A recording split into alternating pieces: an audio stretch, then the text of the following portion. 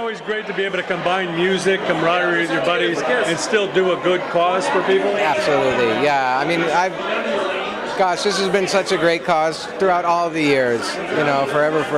So, yeah, I mean, it's awesome. Yeah, because you can have fun and just hopefully we'll make a lot of money and you know, help some people out. Yeah. Well, I know you've had a storied career, a lot of bands, a lot of great success with Cinderella. What's your greatest memories of that era? The big Polygram, Mercury, MTV era. When you look back, what do you savor the most? All of it. Every bit of it, you know. Every opportunity? From the first show until the last show, just being there. Every night I was just so thankful to do it. I savored every bit of it. There was no drugs or alcohol, so I remember it all. You didn't take any of it for granted. You really savored it all? Never took any of it for granted. No. Yeah. And if I did, the other guys in the band. The cool thing about my band is everybody was so grounded that if anybody started taking something for granted, well, we let them know quickly, or they let me know, or Well, I know the guy's got solo albums, different projects. You know, what can you say about a guy like Tom Kiefer? I mean, it's an amazing songwriter, and he had to do so much to get his voice back. What can you tell us about the man? He is he's one of the most inspirational people that I know, because if any of us, I think if most of us had been faced with something telling us that we couldn't do the only thing we love to do, and it's not blocking us, because if the door closes, you go through the window. We all know how to make that happen. But physically, he wasn't able to do it, and they told him he wouldn't be able to sing again. They told him we wouldn't be able to do any of it, and he fought back. He had a positive attitude that it's mind-blowing. And then it happened again, and they said, no, you're done for good this time. And he came back stronger. And it happened, 4 times? And now he's back for good and still doing it on a level that rivals anybody else. One of the most inspirational. I'm so lucky to know him and to have him in a band for 30 years. I love the guy. He's my brother. Yeah. And I wish him all the best with his new band. I hope that band goes to the top and stays there. I really hope him many years of success. That's great. Now tell us about the era.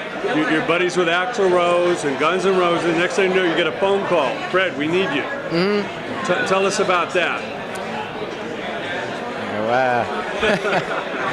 Yeah, it was like at 4 in the morning I got a call, and it's like, learn the song that's on your answering machine, and it was a pre-cassette of Welcome to the Jungle, and I already knew it note for note. It's because I loved it so much. And so it was a gig coming up? That's what you... That morning they said, can you get on a plane at 7 in the morning? We have a gig tomorrow night in Minnesota, and I did.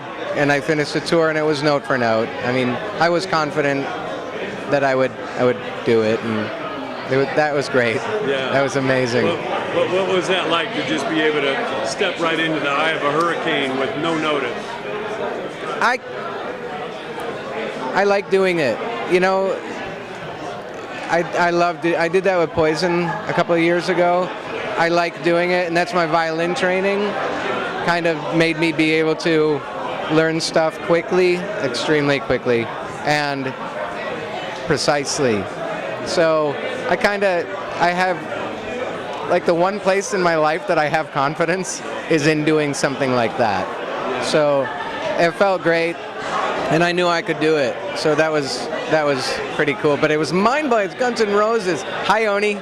I love you, Oni. So just, one minute you're on your couch, next minute you're in Minnesota. Yeah.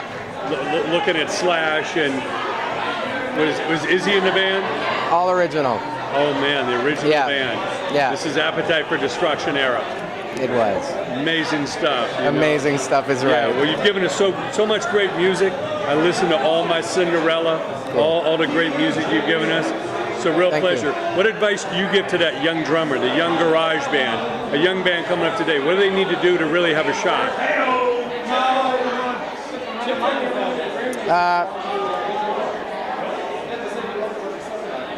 If you know in your heart you're going to do it, you're going to do it. If you have any doubt, you're not going to do it. And it's either you got it or you don't. And you know from inside, and there's no way that anybody that doesn't know what I'm talking about, that doesn't feel that already, won't know. They won't know what I'm, there's no way to explain that. You know, you know inside what's going to happen. And if you do know what's happened, then work tirelessly until you get it, and you'll get it. Yeah. Well, we really appreciate you coming out. Best of luck in the future. Can't wait to see you on stage. Thank you very much. Thanks, Fred. Give us a quick plug. The show's called INDIEPOWER, all about doing for self, you know, so let them know who you are. Talk about my TV show since Yes, you're plugging? please do. Go for it. You want to do a little segment on it, or you just want to plug it? Yeah, just, you know, we can... You want to talk about it? Just real quick, yeah. Yeah, please do. Okay. Tell us about your show. It's called The Night Shift. I'm the composer for The Night Shift. It's on NBC. This summer it was a big hit. Tuesday nights at 10. You can see it on NBC.com on demand. It's an hour-long medical drama, and we just got picked up for season 2. So 14 more episodes will be on next year. We go into production in November. So that'll keep us all busy for a long time. And we have all of Breaking Bad's crew, and we shoot it in Albuquerque, New Mexico. And everybody in the cast is absolutely fantastic, and everybody on the crew is out of their minds and so cool. And yeah, it's a big NBC show. You got to watch it. How did that opportunity come about? Through the Kings. You know that I do the music for the LA Kings. Yes. So through that, I'm on an advisory board with a bunch of people that are in television and film. And Gabe Sachs, who co-created Freaks and Geeks with Judd Apatow. He's done so much stuff, and he created this show, and he said, you're going to do the music, and I did the pilot, and then we got picked up, and I did the whole last season, and now we're going to go into the new season. So, well, I know that film and TV and the scoring and all that is such a great place for musicians to kind of, you know, transition into. It's You're still being creative, but you're able to earn a living. Yeah. You know, what advice do you give to some of those people that might want to explore some of those other areas outside of just being a rock star? Well, again, you got to know inside that you can do it, that you're going to do it. But then I went to UCLA. Like after we were done, I went to the film and TV program and went through UCLA for a few years, and then I went and did the Berkeley program too. So I started at the bottom again, and I went back and did that.